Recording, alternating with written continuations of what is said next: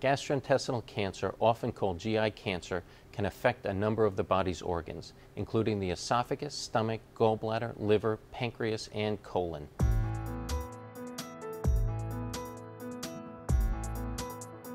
The symptoms and signs of GI cancer can vary immensely depending on the type of GI cancer that's involved. It can range from people having problems swallowing, rectal bleeding, weight loss, or there can be no symptom at all, and we would find this on a screening colonoscopy.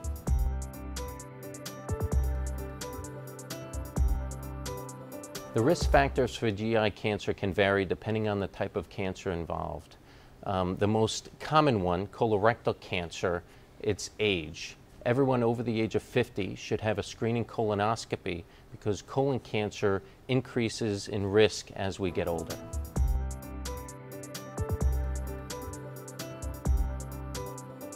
GI cancers are diagnosed in different ways depending on the cancer that we suspect.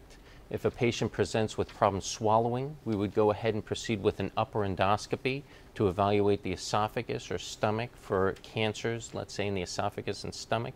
If we suspect a colon cancer with bleeding or even just during the screening colonoscopy, we would proceed with a colonoscopy and evaluate the colon at that time. Other cancers such as liver and pancreas, those patients would present in different ways, and we would usually diagnose those with imaging modalities such as CAT scan.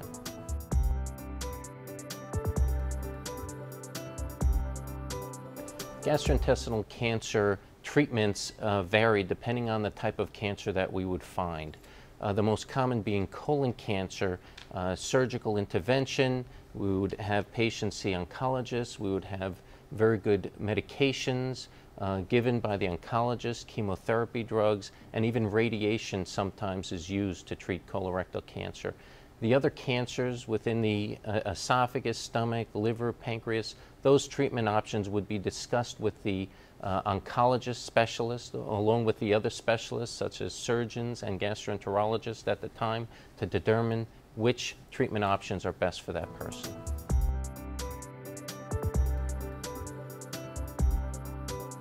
The outcomes for gastrointestinal tract cancer depends on the cancer that we are treating.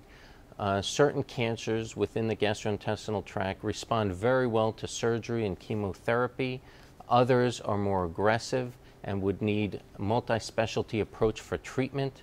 I would give as an example colorectal cancer. It responds very well to just surgical options. We would remove that primary cancer and the patient does very well over time.